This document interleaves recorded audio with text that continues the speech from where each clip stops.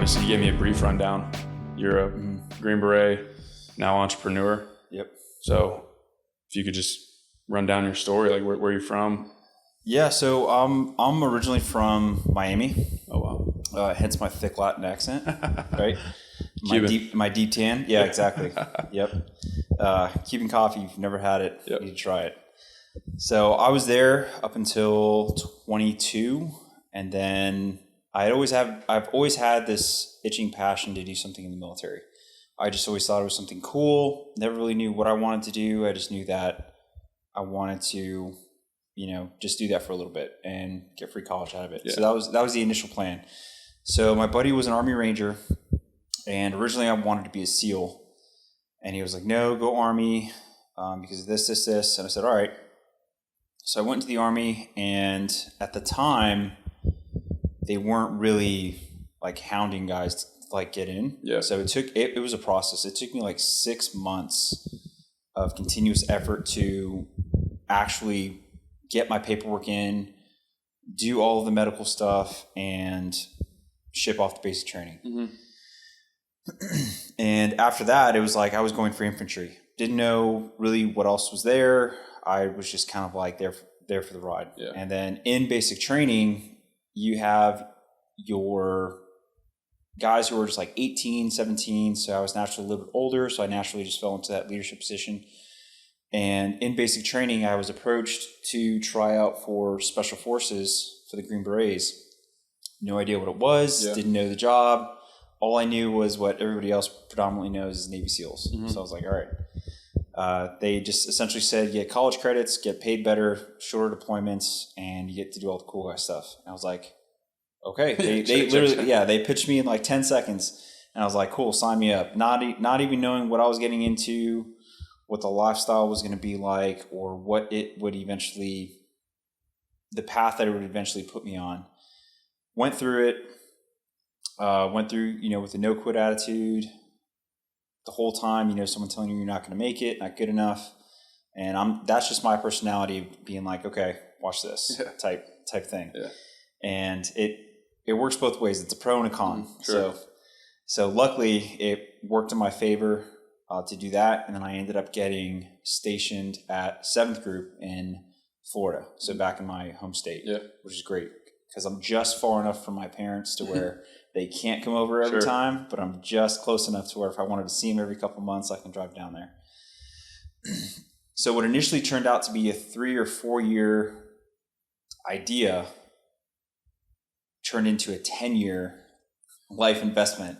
And it was funny how that worked out, through deployments and through just incentives of reenlistment. I was just happy with where I was at, and it fulfilled what I needed in that given moment in time at that age. Mm-hmm. So once I reached about 29, I had finally experienced enough to where I was like, I'm good. I'm not really too keen on making this a full-time career. This isn't something I want to make a career out of, just because I was very observant of other individuals, not just everybody, but just, certain individuals that didn't really have a very happy home life because they were gone all the time. You need to have a certain attitude and mindset when you're in that type of career. Sure. And it just didn't bring me any type of fulfillment anymore. So I knew that was my time to bow out, and that's exactly what I did. I had an idea of what I was going to do, no real game plan. I just knew this wasn't for me anymore. Mm-hmm. And so I switched over to the National Guard, continuing to do that as a part-time gig. And when I was getting out, I had actually met my wife, my now wife. She was a coach at a CrossFit gym. That's when I started to get back into CrossFit more seriously. Yeah. And,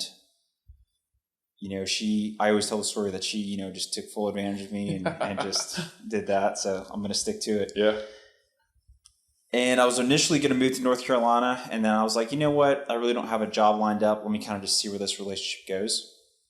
And, we're married 2 years now, have a kid, and, maybe another one in the near future. We'll see. Still into CrossFit too. Yep. Yeah. So he's going to grow up in the gym and see where it takes it, as long as it brings him happiness. Mm-hmm. So we were both coaching at this gym, and not this one in particular, but a different one. And we had always daydreamed about like, you know, like yourself, like, hey, start a podcast, or like, hey, what would our dream job or dream life be? And, you know, you hear it over and over again. If you put it out into the universe will hear what you're saying and then give you obstacles or give you the necessary requirements for you to grow into that person, or for you to be granted that opportunity, and for you to either take it or let it go. So Ashley was pregnant. I was in school to apply to my doctorate of physical therapy, taking the prerequisites for it, but I was initially going to apply, and then it was just like within a span of 1 year, we had a kid on the way, got a dog, bought a house, had the opportunity for the gym pop up, like all within 1 year. And we were like, all right, these, you know, some big life changes within one after the other. And, you know, we thought like, hey, the year after, we should kind of be, you know, slow it back down, have like a life to where we can enjoy ourselves a little bit, enjoy having a kid, being parents. And it's just been nonstop ever since. You know, like with kids, it's, you need your full-time attention, and, you know, you have to be that example for them to follow. And then with the gym, it's like that work-life balance, which is so fine and so difficult to find, because not only do you need to put in effort to your business to have it prosper, but you also need to put time into your family as well. And that was the biggest thing of why I got out of the military, was because I wanted to have that family life, especially a happy family life. Sure. You know, like when I grew up, my mom and dad were, you know, separated, and, you know, they never got married. So my dad was always at work, and I didn't want to be that parent that was gone 40, 50, 60 hours a week while my kid was home, kind of like fending for himself. So Ash and I both wanted that lifestyle to where we could be home, be with our kid. You know, if we just have that freedom of maneuver to trade money for time. You know, money will always come, but time you cannot get back. Time is the one thing that you will never get back, no matter how much money you make, no matter how healthy you are. There's nothing that you can do. Like even in this moment right now, we will never get this time back. So to have that abundant mindset of money will always come, you can always make more money, but you'll never get time back, is the mindset that we have with, we're going to miss out on some opportunities to go out on the boat, to go out with friends, to you know, have fun. And that's okay. Because the parties are always going to be there. Friends are always going to be willing to have fun. And, you know, everyone's going to have their own goals. So for us, it's having a healthy home family life and having a healthy business. So those are our two main things right now. And on top of that, you also need to take care of the relationship between the parents. Because if that relationship falters, it just naturally trickles down to the kid. So we are doing very hard on keeping date nights, you know, ensuring that our relationship is still intact and still healthy, you know, playful banter, just, you know, like just today what did she do? We were talking, and then she just like would call me like bro. And that's like a pet peeve of mine. Like if I don't know you, you're not my friend, like I'm not your bro. But she'll say, I hope I didn't text you bro or something. No, you're good. You're good. But that it's a militarism, you know, and, she said that because she knows it gets on my nerves. So I'll just, you know, say something in return, and we'll just go back and forth with like witty banter. And that's kind of like our thing.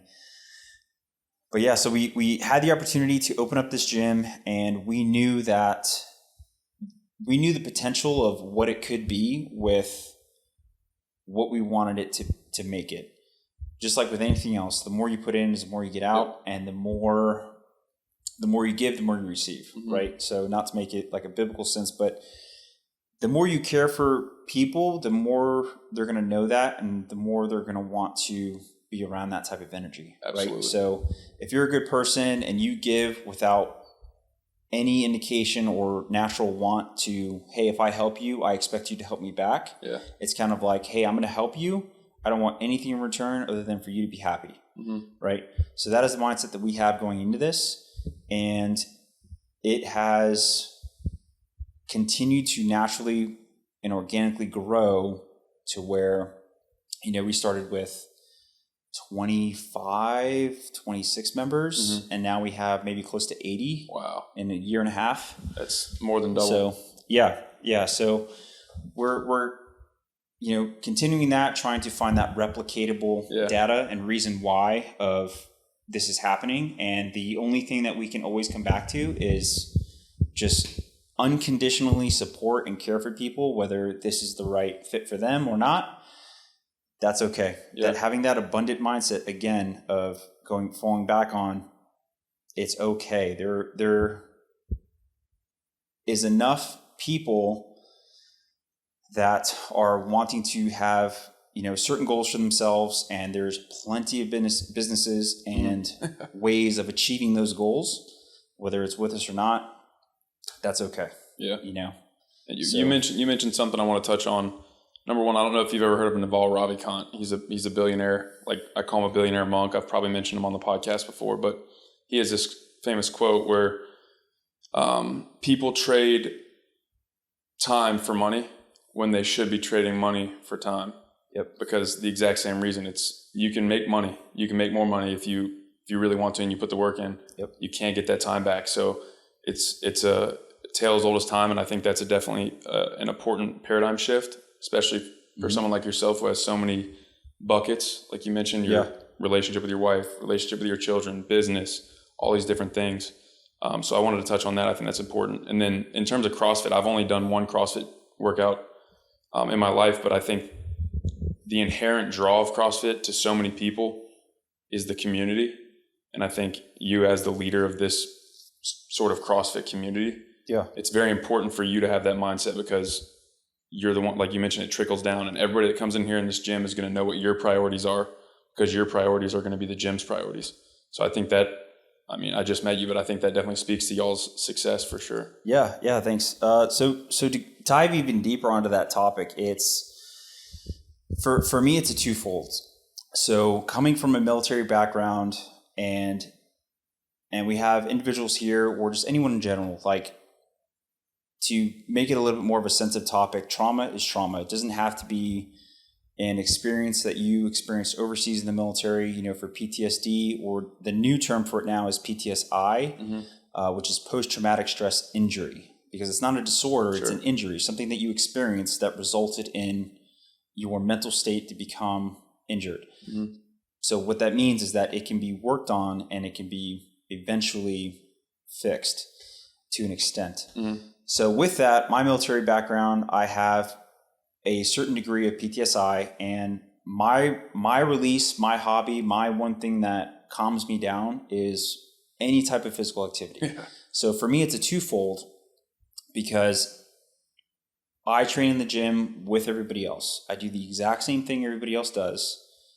They think that they need to have some type of certain special, super secret special type of programming, or they need to do 6 months of bodybuilding before they can start CrossFit, or be a certain fitness level before they start CrossFit. And that is all completely not true. There are individuals here that are 60, 70 years old. There are people here in their early 20s. Myself, I'm almost in my mid 30s, and it's all about consistency. So for me, for them, this is their 1 hour a day opportunity. Sometimes they stay behind for more, such as myself, but this is their 1 hour a day where they can come in, completely let go of all the issues and problems in the world, shut their brain off, catch up with their friends, get a good workout in. There's no real world problems in the gym. They just come for a workout and then leave better than when they came in. And that's the ultimate goal. It's that old axiom, out of the mind, into the body.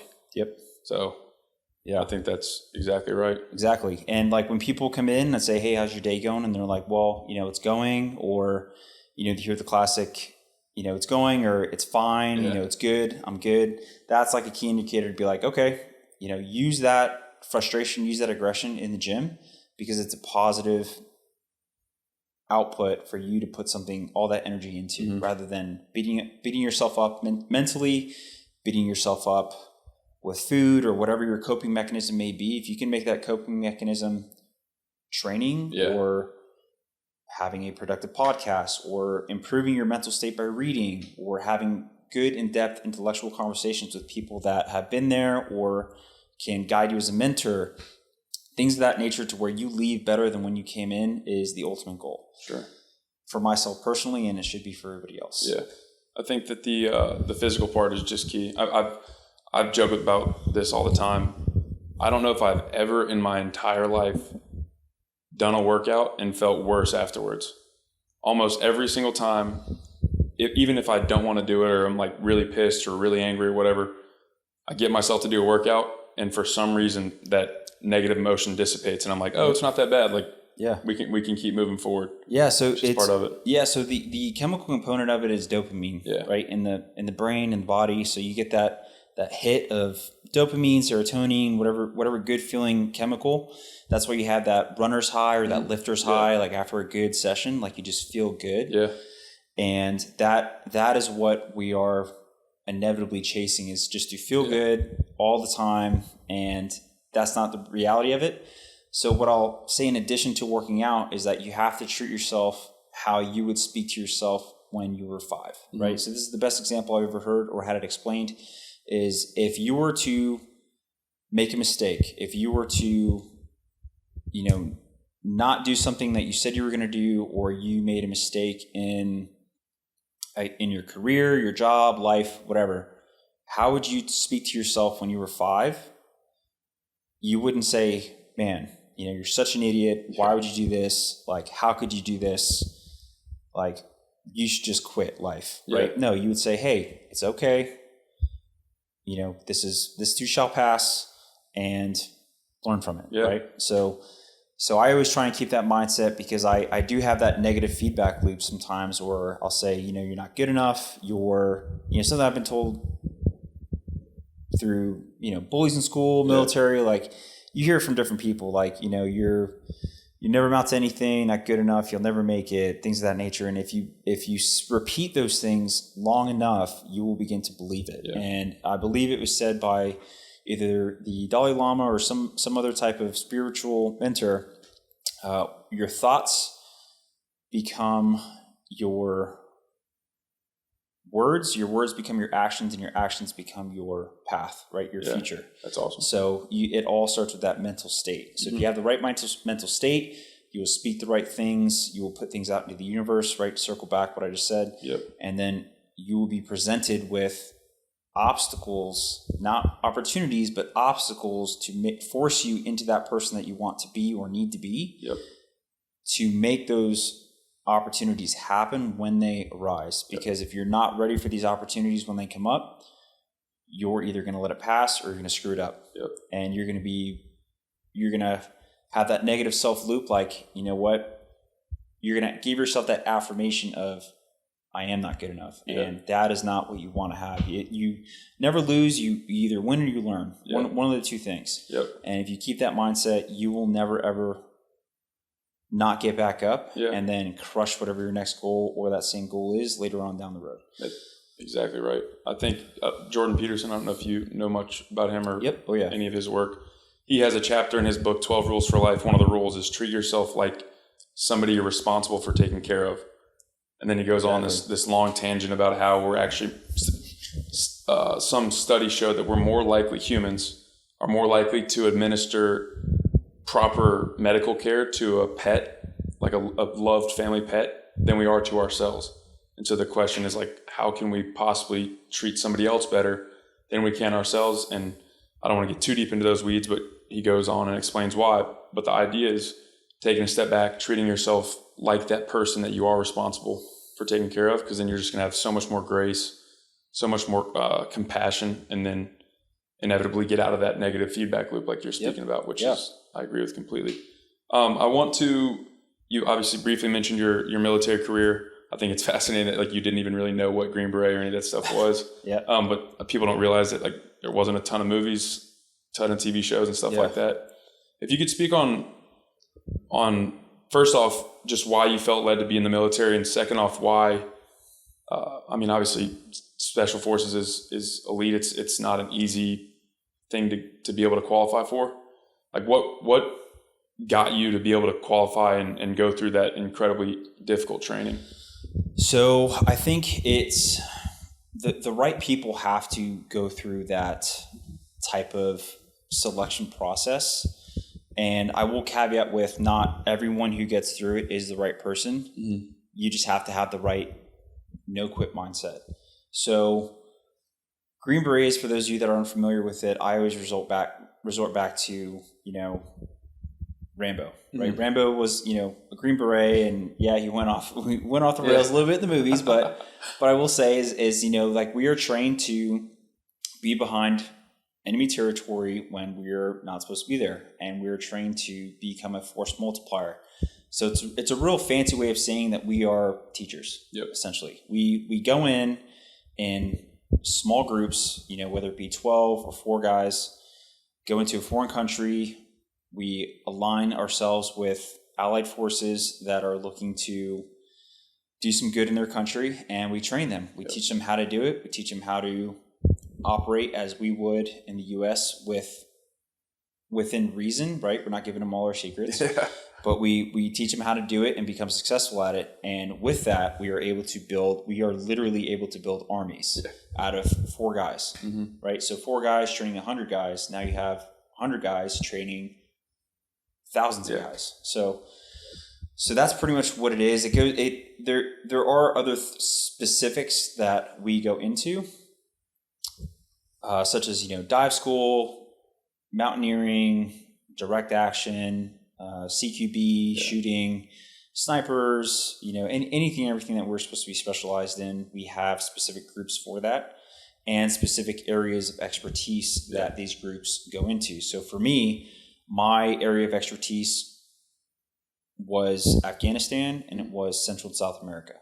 So we go through a language process where we do 6 months of language school, 9 to 5, Monday through Friday for 6 months straight. You are learning a dedicated language. Wow. And I cannot joke about this enough. If you took it serious, you became practically fluent in this second language within 6 months, which with anyone else's crazy lifestyle, unless you lived in that country, it's very difficult to obtain because you have a real job, you have a life. Like, that was my sole job. 9 to 5, learn a language, go home, study, work out 6 months straight. That was absolutely it. And it paid off, and I was able to, literally come off of working nightclubs in Miami to briefing generals in Central America of how to run their military operations. And the same thing in Afghanistan, meeting with the high-ranking military officials in Afghanistan as a 25-year-old and thinking wow, this is so surreal that they are looking to me for guidance, who is this is just when Instagram and Facebook came out, and I'm you're looking for me for guidance? This is insane. So it's pretty surreal. And you have someone who's a senior with you and who has done this before, so they're there to act as a mentor and to guide you in this process. But sometimes you're just on your own. They're busy with other stuff, big picture stuff, and then you're left on the ground and you're in charge of everything. How these guys shoot, how they operate, how they run. Your critique is what will shape and develop their military career, and essentially either cost them their life or save their life or their buddy's life. So it's very, very serious in the sense of what you teach, they're going to take to heart, and you have to ensure what you're teaching them is going to save their life. Because if you teach them one wrong thing, or you don't correct a mistake that they're making, they're going to make that mistake in real life, and it'll end up either costing their life or one of their close friends' lives. And I apply that to everything else, even in the gym. So if you have someone, performing a certain movement and you don't correct them, it is your duty as a coach, or predominantly mine as the owner as well, to correct them so that 6 months down the road of them doing this incorrectly, they don't have to have a hip replacement or a torn bicep because they weren't doing it properly. And I was just they'll figure it out type thing, And then they blame CrossFit for it. Right, or something exactly. like that. Boom. And then it goes, just to go down a tangent, CrossFit gets such a bad rap for it being just above and beyond extreme, only for that 1% of athletes that want to do this, this, and this. And, I'll take it back to, Greg Glassman said it best, that CrossFit is not for everyone, but it is for anyone, if that makes sense. Yeah. So it may not align with your goals of what you're trying to accomplish. That's cool. There's gyms down the street, or there's other programs now that wasn't there 10 years ago that you can follow to attain those goals however you would like to do it. Mm-hmm. If you are that type of person who doesn't want to figure out their own programming, get workouts from Flex Magazine, and not rely on Instagram for workouts, and because random workouts result in random results. Yep. So you want to have a clear design progression of where you're headed, what it's going to take, and to do it intelligently, to where you're not overdoing it to where you eventually result in injury. Yeah.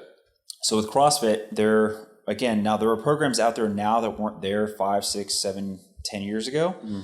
So it has gone from somebody making it up on the fly to now having dedicated coaches. Just like when I was in language school, you have dedicated people 9 to 5, Monday through Friday, sometimes 7 days a week, who have background degrees, doctorates that are making up these workouts through experience, trial and error for the last 10 years, and who are now monetizing on that experience to build these programs for people to attack these workouts with intent, but in a smart way to where the injury is reduced, but the movement efficiency and the movement pattern have to be on point, because when you lose technique, you raise that risk.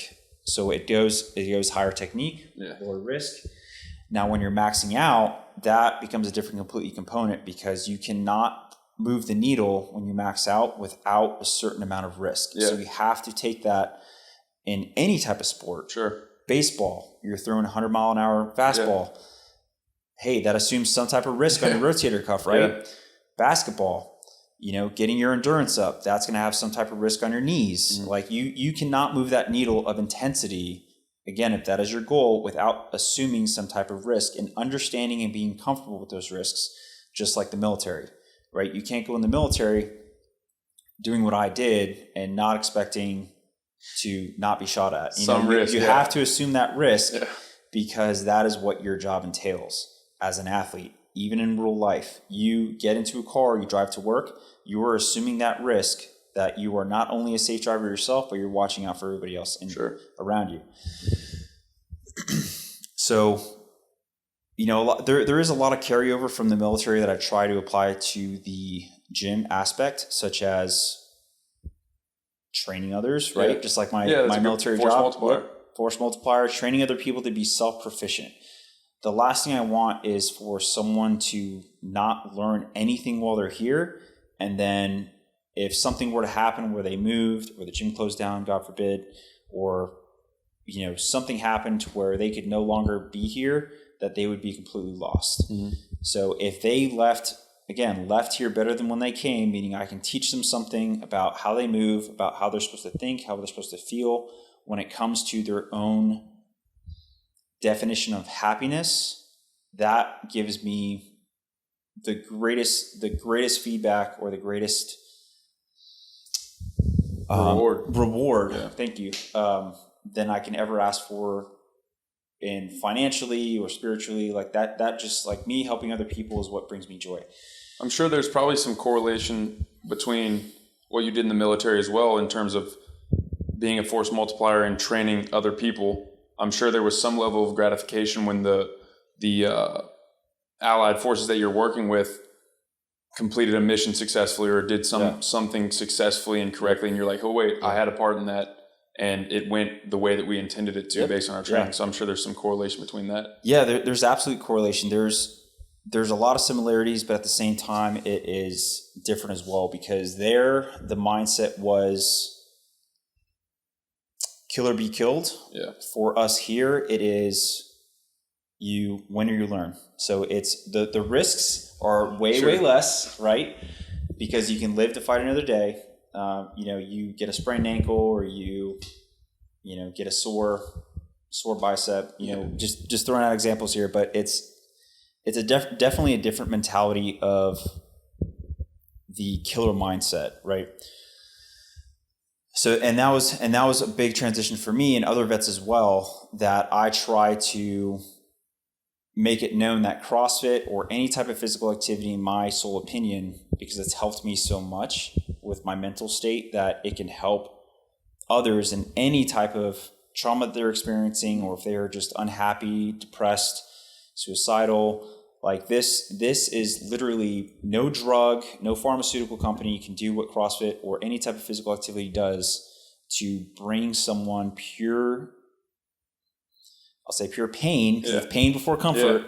Yeah. And then living second to that, living a healthy lifestyle to where you can continue to do this for the rest of your life if you do it the way that it should be done.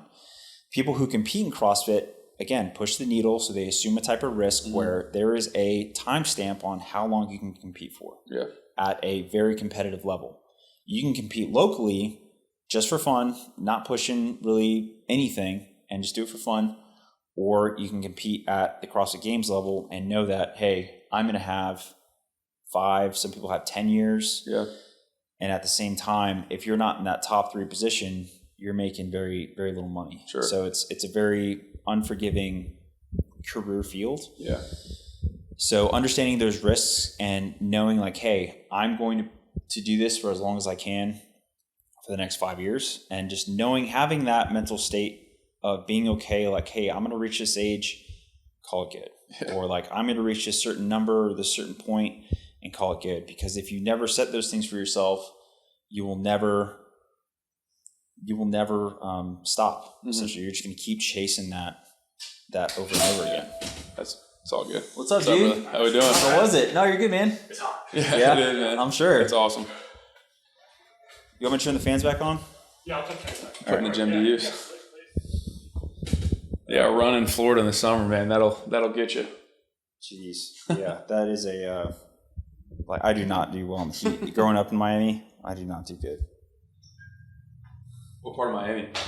So I got a couple buddies down there. yeah. So I was up closer to like North Miami. Okay. I went to school in Hollywood. I used to work at the bars in Fort Lauderdale, Miami, things of that nature, pool parties. Like it was. I want to actually.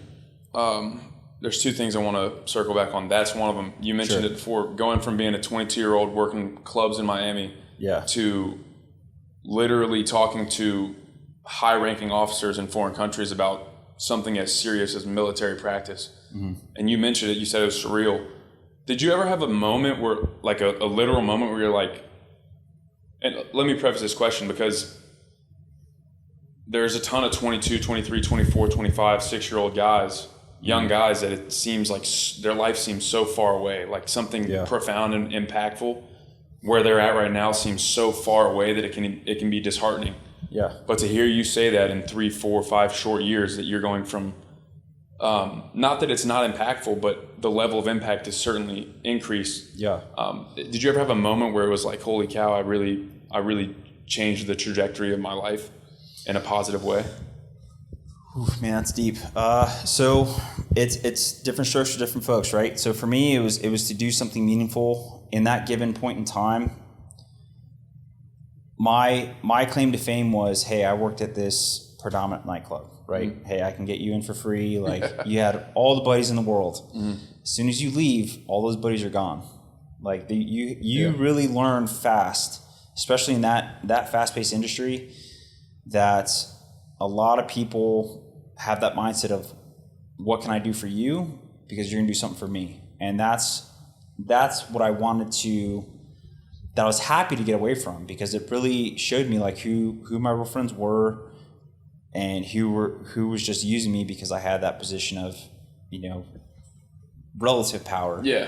But it's down there, especially in that day and age when you're in your early 20s, like it's a form of currency. Oh, entirely. So if you're a bartender at a bar, like a famous bar, nightclub, whatever, if you're a bartender, security guard, manager, anything, that type of position in itself holds currency with people that like to go out clubbing. With that being said, nothing good ever comes after midnight, right? Yeah. So exact mindset behind it. So yeah, me making that transition to the military really kind of set me on a path of responsibility, discipline, and motivation. For people who haven't found that thing yet, I would suggest to just try anything and everything. See what sticks, see what you like, see what brings you that joy and fulfillment. If you look at some of the most, I would say like the richest people in the world or the most famous people in the world, like they didn't catch their break until not even until their 50s, 60s. Like you have time. Like if you go on Gary Vee's channel, he will say like, you have time. Like you have until, your deathbed to make something happen. So don't feel like, hey, I haven't accomplished this, some arbitrary time that when you're supposed to have kids, have a career, have a house, have, a dog, whatever the case may be married. It's all arbitrary to have this certain thing, all these things done by a certain time frame and age. Yeah. Because it's all completely left up to you. My opinion on that, my take. So there are people of all ages that are in the military. I went through basic training with guys that were in their mid 40s, that just wanted a change, and guys who were 17 who had, in my opinion, no business being there because they had no life experience. Fresh out of high school. Yeah, fresh out of high school, or they graduated early and went into the military. So, but hopefully they took that opportunity in the military to either A, find their passion and that was their career, or B, learn from it and say, hey, I learned a lot of great things, how to make my bed, wake up on time, right place, right time, right uniform, to be put in a leadership position. So now I'm in a management role to where I manage people, trust but verify on certain task standards and conditions, and now I can take that and translate that into the real world, and whatever they may do, right? So if they're in charge of somebody, they know exactly how to manage that within reason. If there's a lot of parodies on like military life compared to the civilian life and how like you speak to certain people, because like in the military, it's like a certain way, pretty forthright in their communication, pretty blunt, no hold barred. Like you're POS, and you're never gonna like do anything to the civilian world like that. Man, you will get fired so quick, or like HR, like you're gonna go see Toby down at the annex, and not so in the military. Yeah, not in the military. Military, it's like somebody says something to you that you don't agree with, you go to the next guy and they're like, yeah, they're right. Like you're not going to get any help. Yeah. So, and I won't say that's for everybody. That's, certain leadership styles are like that. They're very blunt, very forthright, but they get the point across. Yeah, certainly. And I still have deep down inside that type of mentality to where if something is evoked to where it needs to be said that way, I will, kind of go back to the default mode of militarism and give them the knife hand and be like, hey, do you understand what you're being told right here now? Okay, cool. Go do it. But it's intentional. Actually, I spoke with my college coach recently, and he sent me a text with the quote that he said changed his life: only get mad on purpose. So it's kind of the same way. Instead of letting that be like your only mode of thinking or leadership, you're nuanced in your ability to interact with different people that will respond differently. Yep. But if you need to get mad, make sure it's on purpose. If you need to be forthright, then you can be forthright. So I think that's very important. I just find it so fascinating, specifically with Green Berets, knowing very surface level. I've never served. I wouldn't claim to know very much about it at all, but just knowing like what y'all were specifically trained for compared to other military units and stuff.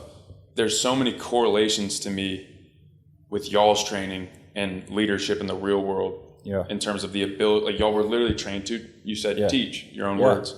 So it's just fascinating to me. I think that's very cool. Yeah. I think the biggest misconception or the biggest thing that doesn't go talked about is you have to be the type of person that is able to meet anyone and everyone and build instant rapport. Mm-hmm. Because if you cannot build rapport and have someone like or agree with what you're trying to tell them or show them, they will never be on your side. They will never listen to what you have to say. So you have to have that fake it till you make it type thing. Mm-hmm. If you don't like the person, hey, mission comes first. Sure. If I interact with someone who is fixing my car, right, the mechanic, like, what am I going to do? Piss off the mechanic and then have him be like, all right, then you fix your own car. No, it's like, he's going to do something that makes me upset. I'm going to ask him why, or I'm going to approach it in a certain manner to where I wait until he finishes it, pay him, and then I'll speak my mind, right? Yeah, mission comes first. Yeah, mission comes first. Great so point. you have to ensure that what you're saying, how you do it, and to have situational awareness, know where you are and who you're talking to and how you're speaking to them will make a huge difference between them helping you on your mission or them impeding you to accomplish that mission successfully. Sure. So I can speak to you one of two ways. I can either say, hey, help me get on the same page of where your mindset was at when you did this so that I can understand where you were coming from, and then we can come to an agreement or come to an understanding of why or how that works or doesn't work, right? Come to a mutual understanding versus me saying, hey, you fucked up. Why would you do this? How would you do this? Why would you even think that? Don't ever do that again. Mm-hmm. It's a completely same conversation, but two tones, and you want to have that neutral / positive tone because people will take that much more. We'll take that feedback a lot better and we'll learn from it rather than being put down and degraded to an extent. Well, you're like, it's talking at somebody or talking with them. It just feels like you're both working towards the same goal. Yeah. And I can definitely, given the fact that CrossFit is such a,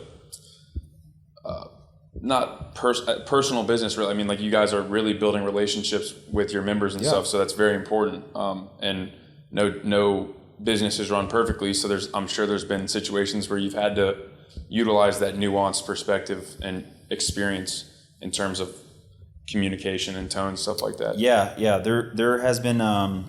It's very rare because the environment that you allow is the environment that's going to be created, mm-hmm. right? So from the get-go, we sculpted the environment of what our morals were, what our intent was for owning this gym, and how we wanted the atmosphere to be when everyone was here, mm-hmm. right? So CrossFit is all about community. Sure. You go into the traditional bro gym or any gym, everyone has their headphones in. The only time you speak to someone is like, hey, how many sets do you have left? Or hey, can I work in with you? That's it, right? You see these parodies of establishing relationships with other people in the gym. It's like if you see them throughout each day, you eventually start to open up and do that. Here, it's instant. You know everyone's name. Everyone's approaching you to say hi, welcome. Mm-hmm. If you have any questions, they'll help you out. It's instant community because we're all just driving as one unit, right? So everyone does the exact same thing to the same standard or above that standard, and everyone is here for the same goal, to better themselves, right? Yeah. Or just have fun. It's like the one. It's like an umbrella goal of to better themselves, and then there's so many different things you can do. It's also that instant rapport. I'll say this: the gym I went to in Atlanta, I was very impressed. I had never been there before, never met anybody. The owner ended up letting me come and get a free workout, and everybody said, "Hey man, how you doing? Nice to meet you on this, on this, on this." I'm like, "Oh wow!" I already feel like I'm not a part of the community yet, but I feel damn close. Yeah. So it's a cool experience, and I think that's an interesting challenge to try to create that, because you don't want it to be soft. You don't want to have a gym that's not competitive and not growth oriented. You don't want it to be too far on that end of the spectrum. Yeah. But you also want it to be welcoming and stuff like that. So it's probably a pretty interesting challenge. Yeah. So people come for the community, but people stay or they're more inclined to stay as they see results, mm-hmm. right? Because you can come to a CrossFit gym for a year straight, but if nothing has gotten better, your body fat hasn't gotten down, you haven't gained muscle, which is again very hard to do in CrossFit. Yeah. You're going to lose weight if you put in the right amount of effort. You're going to gain muscle, mobility, skill work. You're going to gain all of these things with time if you have the patience and give yourself that grace to learn and accept that that in order to take 2 steps forward, you may have to take 3 steps back first, right? So that is a huge aspect of it in that mindset for sure. Awesome. And then just to circle back on your military service again, like I'm personally fascinated by that, just the mindset. I don't know if you've spoken to James about it, but we always we talk about that stuff a lot. Just the military culture, specifically special operations, is just fascinating to me. It's funny to hear you say that you kind of just got pushed into it. You didn't really know what it is. Yeah. What compelled you? Like, obviously, at some point you realize, oh wait, this is a lot more difficult than what I could have been doing. Yeah. A lot more specialized. And you mentioned the no quit mindset. Is that something that you've been born with, you think? Is that something you just cultivated? Or like what made you not quit? Because a lot of people do. So simplistically put, it was inherited or learned rather from my parents, from being stubborn, right? So again, it's a pro and a con. Yeah. I am very stubborn. If you tell me not to do something, right? You tell a kid, hey, don't touch that. Boom, they're going to touch it. Yeah. Even adults, hey, it's wet paint. Don't touch it. Boom, they're going to touch it, right? Yep. Same mindset. And I'm just so damn stubborn. When I set a goal for myself, you better damn well believe I'm going to do my absolute best to achieve that goal, as long as it aligns with where I want to go morally, right? I'm not going to attain that goal that compromises my morals personally. Or if the bang is not worth the buck, to put it simplistically. So I'm very stubborn when it comes to accomplishing goals I set forth for myself, but at the same time, I like to think in second and third order of effects. So if you go into the military and you align yourself with someone who is okay with, and this is perfectly okay, you align yourself with someone who's perfectly okay with doing the bare minimum to pass. That is, hey, you still pass, right? Doctors who get A's and doctors who get C's in college, still college, right? Just still like James. Doctors. Yeah, still James. Hopefully not. Yeah. James is getting A's. Yep, James is getting A's, right? So you just don't want the doctor that gets C's to operate on you, right? So it's the same mentality. When I went into the military, I thought second, third order effects, okay, I'm going to identify who succeeds in my weaknesses, and I'm going to attach them at the hip in order to bring my weaknesses and make them a strength. In the military, in hindsight, my initial thoughts were, that is special operations. Anything special operations, special forces, Rangers, anything of that nature, they are the top 1% of the military. Those guys, are not going to quit on you. They're going to be in the best shape, have the best education for the most part, and you can rely on them if something goes wrong, that they're going to have your back. If you align yourself with people who do the bare minimum, who are unreliable, they're 50-50, they're going to be there when they say they're going to be there or be there on time. You just cannot rely on that when you have such a high risk of your life potentially being on the line, that you need to be able to trust them with your life. Mm-hmm. So, and that was the biggest thing for me, is that if I'm put in worst case scenario, my life is on the line, who do I want covering my butt? Yeah. And for me, that was someone who is wanting to not meet the bare minimum, but exceed the maximum or hit the maximum standard. So for me, that was, okay, I know eventually in my military career, I'm going to be put in a position where I need help. As stubborn as I am, as reluctant as I am to ask for help for anything, I am going to need help eventually, and I want to be with someone or a team that is going to, A, help, be able to know how to help me do it properly, and B, whether I ask for it or not, help me, right? Yeah. Or get me out of a position that I was either indirectly put or I put myself directly into because of my stubbornness, and be able to guide me out of it or help me out of it. So that was my whole mentality out of that. And you hear a lot of stuff of like, hey, all you have to do is quit. All you have to do is say, I don't want to do this anymore, and you can have, warm meal. Yeah, that's what I've heard. They tempt you with a warm meal when it's cold outside, warm coffee. And I went through selection in the snow. So like it was a fire and a warm meal. Yeah. And hot cup of joe, right? Yeah. They're like, hey, we got this for you. They'll eat it right in front of you and say, hey, all you have to do is quit. And that just wasn't that just wasn't in that mindset. I was like, you can have that every single day, 3 square meals a day once you graduate. Yeah. You have to have that little bit of pain in order to have that success and result after. So the same thing with CrossFit. You have that little bit of pain for 1 hour or even a 20-minute workout, but once you leave, you're going to have that success leaving better than when you started. So that is the type of mindset that I had going into it, not having any clue what this consisted of or where it would take me, the experiences that I would have, jumping out of planes, shooting, doing all this wild stuff, diving, you name it. I've either come close to doing it or I will eventually do it on my own. But that ties into my other personality of just being very adventurous. Like I love to do stuff that other people are scared to do because not many people have done it. Yeah. Right? So you have to think about, in the United States, I think they say less than 1% joins the military. In the military, 1% or less than 1% is in special operations. And then of that 1% of 1%, about, I think it's 10% or less will pass everything in that selection process one time through. Yeah.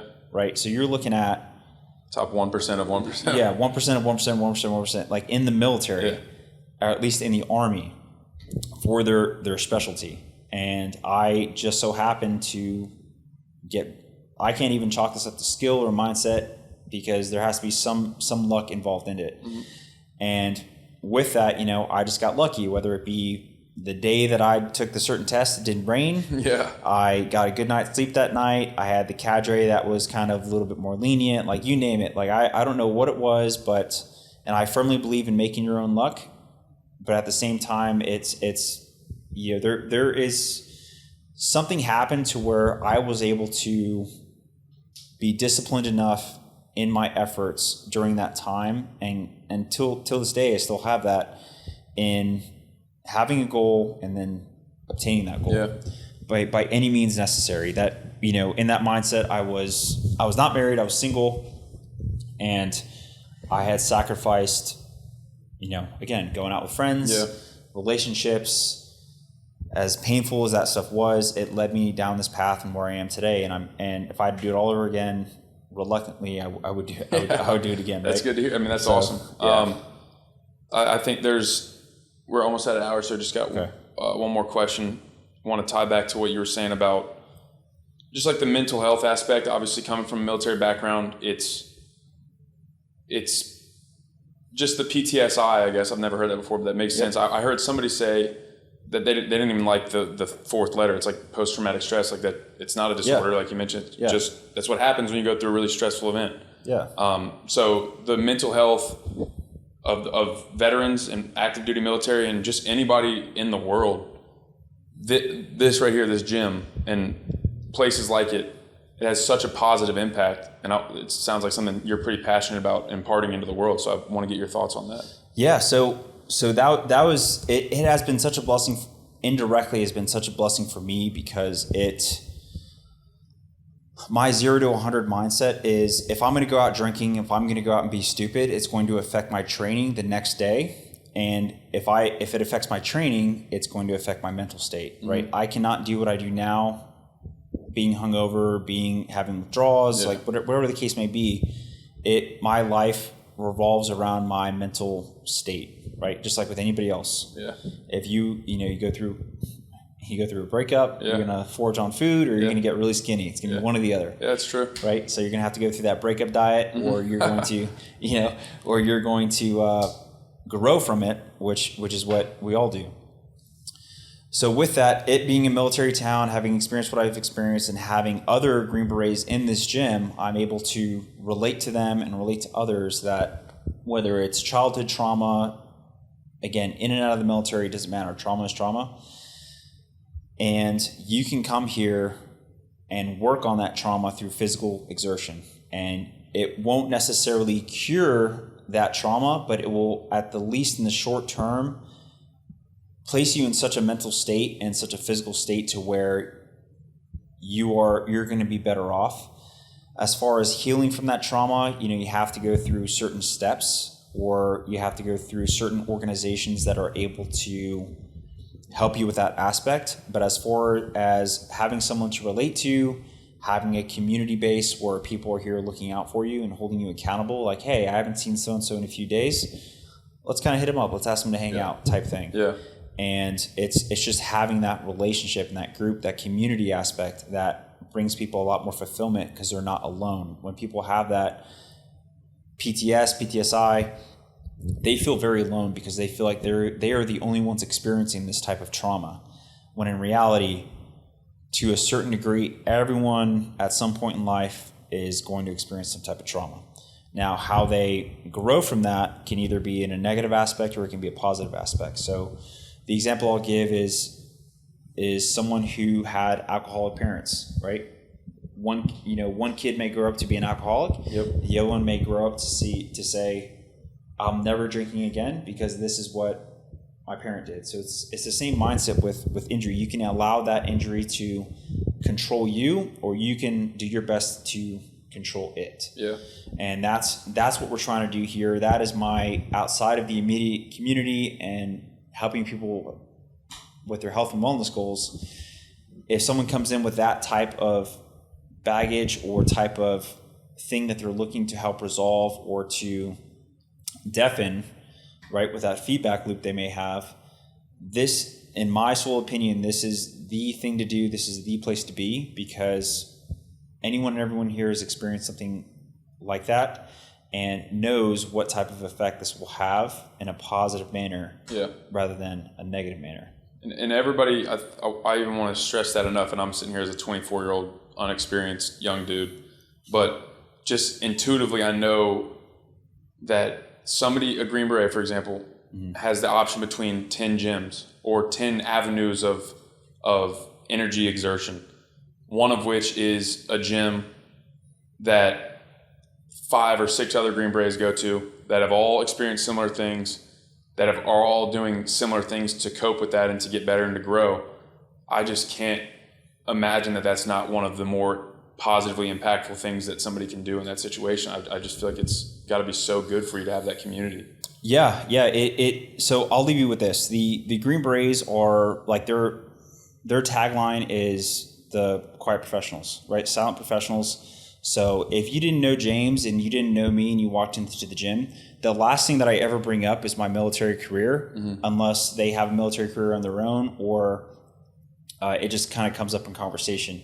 That is not something that I choose to put forth because I don't want it to be like, hey, I was in the military. I know exactly what you're going through. Like I have all the answers. The truth is I don't have all the answers, and I want to get to know you as a person first. I want you to get to know me as a person, and again, have us both come up with a plan to where we can help each other. You help me by understanding where you're at and where you want to go, and I'll help you with helping you get there. So yes, there are multiple people that come here that were former Green Berets, current Green Berets, but I promise you, half the gym probably doesn't even know that because it's just something we don't really boast about. At least I don't feel like the special operations community should boast about it, because we are, in my sole opinion, between you and me, I am not more special than you. We are both, on this earth. We're both humans. There's nothing that I do that makes me more special than you or makes me superior to you other than just me being an individual, right? So I am not better than you. You are not better than me. We are all peers.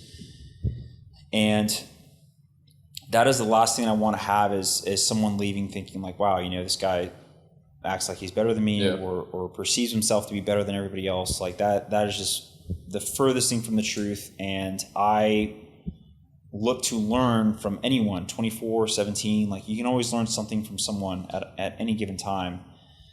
And that has always been my practice, is to always want to learn, right? Yeah. Always observe any and all information, because once you stop learning, you stop growing. Yeah, absolutely. Right? So I want to clarify. I wasn't like, I wasn't trying to single out the Green Beret community or even Army, because it's this same could be said top of my mind comes like a teacher that I used to go to CrossFit and used to love it. I was more so referring to just the people, the idea of having people that are, everybody's sharing some sort of adversity. Yep. You have a place that you can go to that everybody's doing the same thing to try to get over that and to become better versions of themselves. And I just can't overestimate the impact of that community. And we can end it on that. I do want to say thank you for your service. I appreciate it. It's men like you, women as well, that allow us to be able to do this stuff. And I just want to thank you. So yeah, it's been awesome. Thanks, man. Thanks very much.